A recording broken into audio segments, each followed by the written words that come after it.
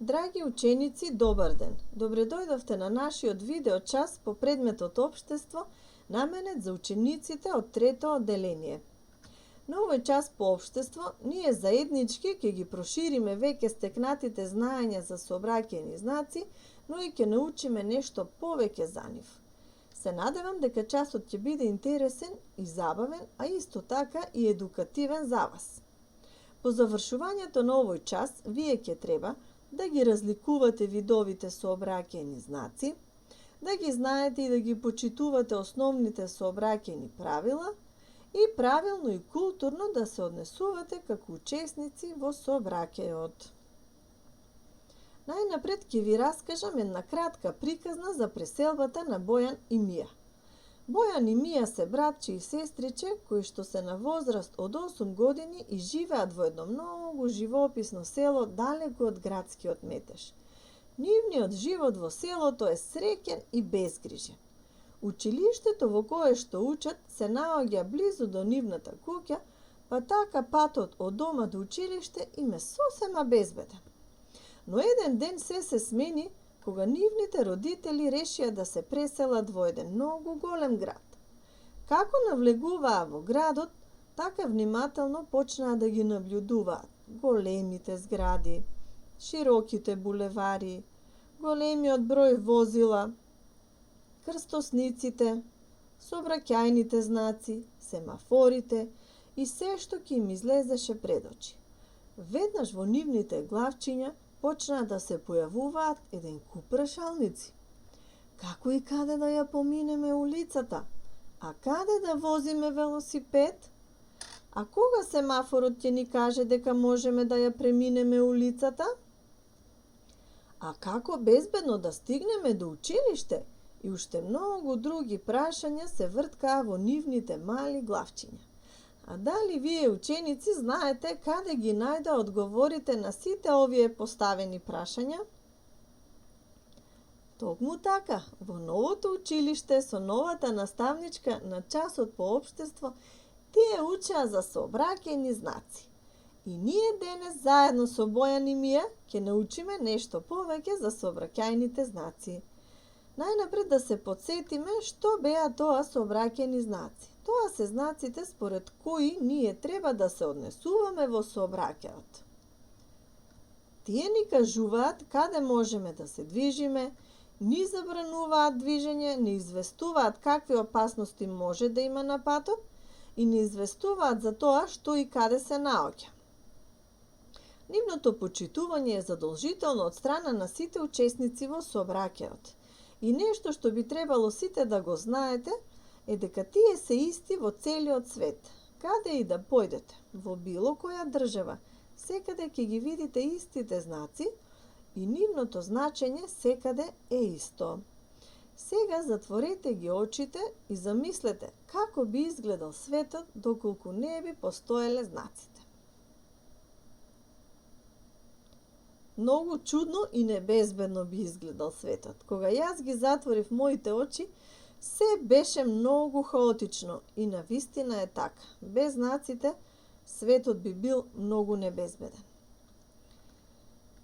Сега ќе погледнеме неколку фотографии на кои што можеме да забележиме каде се ги сретнуваме сообраќајните знаци. Само на првата фотографија можете да видите колку сообраќајни знаци има на едно место, односно различни во однос на боја, форма и големина.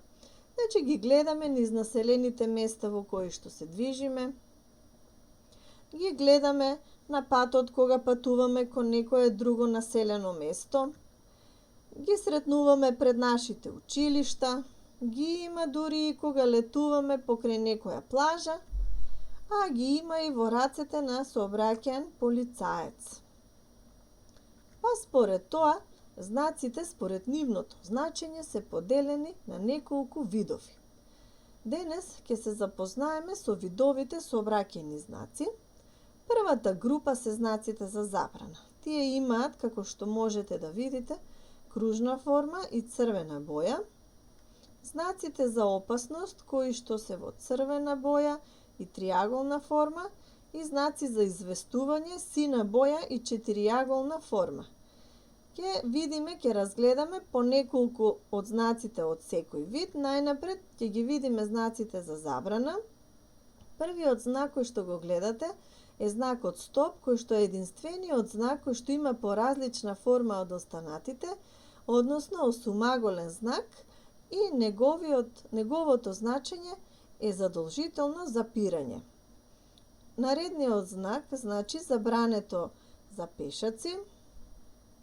Овој знак означува забрането внесување храна и пијалоци, потоа забрането палење оган. Знакот 50 ни покажува дека максималната, односно најголемата дозволена брзина за движење на возилата е 50 км на час. И наредниот знак забрането за велосипеди. Наредната група знаци беа знаците за опасност. Првиот знак ги известува возачите или другите учесници во сообраќајот дека им предстои опасност од поминување на пешаци на тоа место од патот. Наредниот знак ни покажува, односно ни известува дека во близина постои светлосна сигнализација. Овој знак покажува опасност. Наредниот знак ги предупредува возачите дека на тоа место од патот поминуваат животни. Знакот кој што сега го гледате значи опасност од пожар и е поразличен во однос на бојата, значи е жолт. И овој знак означува работа на патот. Знаците за известување ни кажуваат што можеме да најдеме во близина, каде што тие се поставени. Овој знак ни означува, односно не известува дека во близина има болница. Овој знак не известува дека блиску до населеното место Катланово се наоѓа тунел во должина од 589 метри. Овој знак ни покажува пешачки премин, потоа велосипедска патека и патека за пешаци. Добро познатиот знак место за паркирање или паркинг и патека за велосипедисти. Има два знака кои што се поразлични во однос на формата, тие се во кружна форма, но според бојата ќе ги препознавате и ќе знаете дека тие се знаците за известување. А дали знаете кој е најголемиот сообраќаен знак? Токму така, семафорот е најголем сообраќаен знак. Првиот семафор е наменет исклучиво за возачите и е со неговите добро познати бои: црвена, која што значи стоп, жолтото значи подгответе се и зеленото значи можете да тргнете. А вториот знак е наменет исклучиво за пешаците. Црвеното светло означува дека треба да застанеме, додека не се вклучи зеленото светло кое што ни овозможува, односно ни дозволува поминување. Но и покрај тоа што е вклучено зеленото светло на семафорот, вие секогаш најнапред треба да погледнете лево, па потоа десно и доколку не постои некоја опасност, можете да го поминете патот на обележаното место, односно на пешачкиот премин. И по завршувањето на часот, Бојан и Мија си ги научија лекциите, односно си ги најдоа одговорите на нивните прашања.